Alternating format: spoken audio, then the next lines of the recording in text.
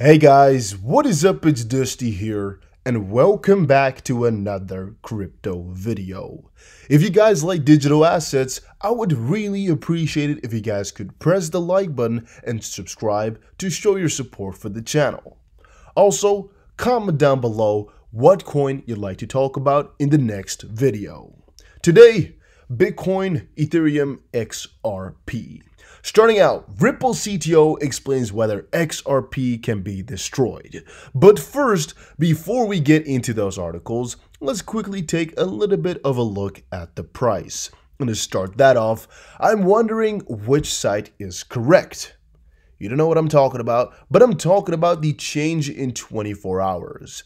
This website here, CryptoWatch, says that XRP has done plus 1% over the last 24 hours. Live CoinWatch says about the same thing. XRP is plus 1 to 0.5% on the 24 hours and a couple percent up on the hourly, making a swift recover. On the contrary though, CoinMarketCap, whenever I refresh it, it just keeps saying these prices are down. And I don't know if it's just stuck not updating, if I have a wrong CoinMarketCap, or if they're broken for some reason. But you can see the prices are really quite far away from what these other two sources are saying. So I guess they're wrong. And also that is quite interesting that we covered it like an hour ago or so. I made a previous video and prices were down like -10, -10, -15 and so on. Right now things are starting to really clear up quite nicely. I keep refreshing it, guys, to make sure I'm not missing anything. But look at Bitcoin Cash here, +5, Litecoin +6, Tezos +7.5. And am I becoming crazy, or is this really what's going on? At least if we're watching CryptoWatch, it's looking like that's the real thing. Because yeah, I mean, why not, right? And this one, it seems to be kind of stuck to very high minuses. So you guys need to let me know what's going on, why they're so different. I don't know. I haven't checked long enough though, maybe, but they're really quite different. So you guys need to let me know about that one. Ripple CTO explains whether XRP can be destroyed. David Schwartz, the CTO of Ripple, reveals whether validators can destroy all XRP tokens that the company holds in its escrow wallet. In a series of tweets, David Schwartz, the CTO of Ripple, who also happens to be the main architect of its proprietary software, answered some questions about creating or destroying XRP. He explained that validators couldn't simply destroy XRP tokens that are held in the company's escrow wallet. No more tokens. According to Schwartz, nobody can create more tokens because of certain safeties in the software that prevent more issuances. The total circulating supply of XRP stands at 100 billion tokens, with nearly 60% of it locked in Ripple's escrow wallet. Bal asked a question from a newbie. What can cause the XRP to be created or destroyed besides the transaction protocol or forking? Can it be frozen/locked out? And he tagged a couple of people. Joa Katz replied and said, there's no mechanism in the software to create XRP and safeties to prevent it from being created by a bug or trick. There's no freeze or lock for other people's XRP since nobody would be entitled to that capability. You can easily lock or destroy your own XRP if you wish, however. XRP owners can lock or destroy their tokens if they want to. However, if validators potentially revolt against Ripple and choose to, to burn its escrow holdings, the server that powers the XP ledger would simply count them as disagreeing ones, which could potentially halt the network. And changing the rules is what they want over, of course, at Ripple.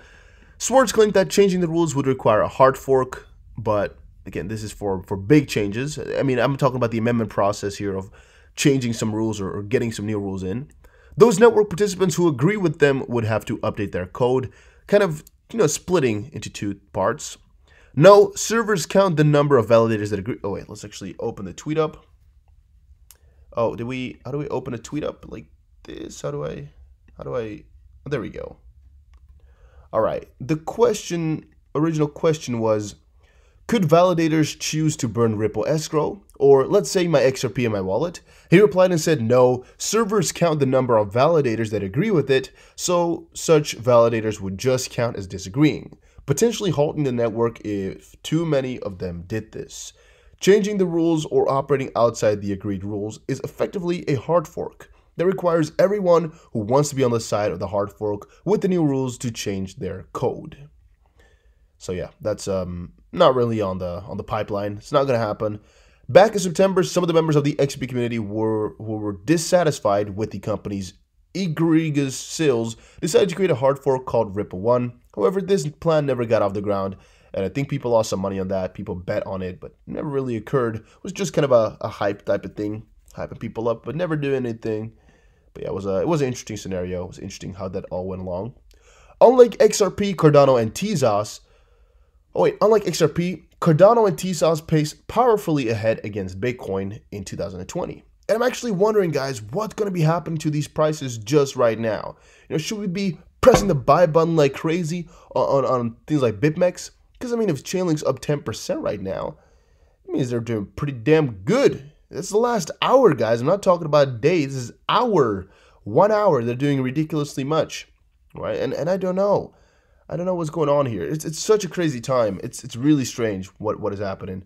But if we just quickly check here, the price is right here at about 26,978. Here's a 20.5978. I don't know how this one can be so far back and so different at this point. Check the daily. It's kind of looking like it's doing the same, but it's just a very big amount lower. I just find it really fascinating that CoinMarketCap is either doing a very bad job or the other websites are just really contrarian. I don't know. It's hard to say which one is correct. But these two are in line with each other, and this one is completely off. But you guys need to let me know in the comment section down below what you think on that. Which one do you think is correct and why it's so different? Because again, I have not put too much effort into checking it out. I just noticed it's really quite strange. But alright, this whole article here talks about that there's some other coins, unlike Ripple, that are actually doing good in 2020. So at first this year, XRP was doing really astounding, right? XRP was up like 50% over the year, and Bitcoin was up a little bit less. But now what happened after a while is that XRP started to deteriorate a little bit more than BTC did, and now XRP was actually down year to date against Bitcoin.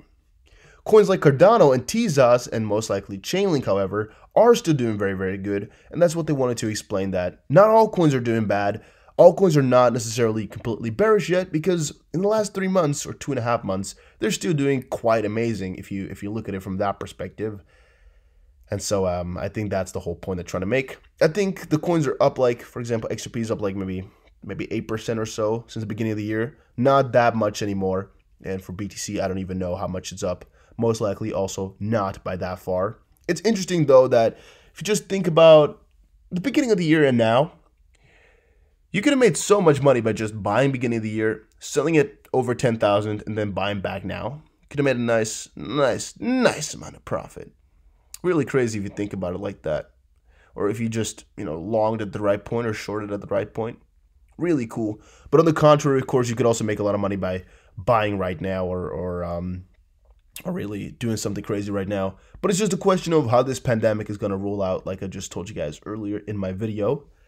Bitcoin's recovery is underway, crypto experts say, as Bitcoin USD hovers below 8,000. Well, I guess they're kind of right. I mean, Bitcoin is recovering a little bit right now. This article was posted a couple hours ago. Bitcoin has recovered quite heavily since then. So Bitcoin has recovered from the intraday of 7,700, but the upside momentum is nowhere to be seen. At the time of writing, BTC USD is hovering above 7,900, while 8,000 serves as initial critical resistance. Bitcoin's market dominance is registered at 63.5%, as altcoins are also losing ground rapidly. Bitcoin suffers losses amid the sell-off on the global markets, kind of showcasing, some macro dominoes, actually to quote, macro dominoes are falling to create a chain of negative sentiment, which is in turn triggering a sell-off of Bitcoin. Bitcoin has always been subject to short-term, sometimes violent volatility, but today's drop is nothing we haven't seen before, said Jihan Chu, managing partner with blockchain investment and advisory firm Kinetic Capital. So yeah, pretty heavy fall, but not that strange for Bitcoin holders. We've all been through this before, not that crazy. I'm completely fine with it. Ethereum price hits do or don't do level. Here is why. Well, Ethereum could trade lower after breaking a do or don't support level. The whole crypto market faced a massive sell-off that amounted to a loss of about $21 billion. And these selling pressures came after OPEC's failure to make a deal regarding production that caused US crude prices to drop below $28 a barrel. We actually saw that in every video I've been making for a long, or actually every video I've made today. I think it's only this one and the previous one, only two actually. I record often. You know, I keep recording, but a lot of videos don't turn out to be as great as I want them to be. So I delete them again and record because I do everything in one cut, no edits at all. And I have to redo a lot of things. But yeah, I've told you guys about this earlier today again. This is most likely what plummeted the normal stock, which is also what plummeted crypto, most likely. Jacob Canfield says, however, Ethereum sitting on a do or don't level for its current trend. A break here could see a sub $200 Ethereum and lower. Gonna be seeing, guys. He says, well, that was fast. 195 tapped under relentless sell pressures all day. Tapped pretty quickly. 198 we are at right now. Whales dumping on BitMEX and Bitcoin price plunging. Whales dumped millions in Bitcoin. Did whales shake down weak hands before buying again? Well, BitMEX is just going completely insane right now. Not really much to do though. I mean, I can't even say that this has anything to do with markets. BitMEX is just a crazy place. People just get wrecked all the time, and I don't know what to say here, guys. I don't know what to say. If you're going on BitMEX, you must have some pretty heavy bullocks hanging there, because it's crazy. It's strange. It's a very heavy. It's a very heavy job to trade on there, and I don't recommend it right now personally. Not financial advice, just entertainment purposes. And last but not least, no sign of weakness as Bitcoin prepares for 7% positive difficulty adjustment today. Well, Bitcoin mining difficulty at 15.5 million or 50. Okay, but this is a very long number. Whatever will increase to above 166 trillion. No LTC halving FUD for Bitcoin as Litecoin price doesn't have a significant relationship with stock to flow, unlike Bitcoin. And if a coin has a halving but no coin integration with price, it'll die. Plan B. Well, okay. He said, tomorrow's Bitcoin difficulty adjustment, which keeps time between blocks at 10 minutes, regardless of hash rate, will be a massive plus 7%. No signs of weakness 2 months before the halving. Okay, I thought we were actually talking about the price at first. All right. Well, interesting, guys. Good video. I think good info, some cool stuff. Price are doing kind of crazy right now, even though it's not looking like it. The XP price keeps falling downwards, but the hourly keeps being positive. I'm so confused, guys. But yeah, that's what you get with mass hysteria, pandemic type of situations. Hopefully you guys enjoyed the video. If you did, make sure you press the like button. Also, make sure you comment down below what coin you'd like to see next. And I'll see you guys again in another crypto video. Take care, everybody, and have a very, very nice day.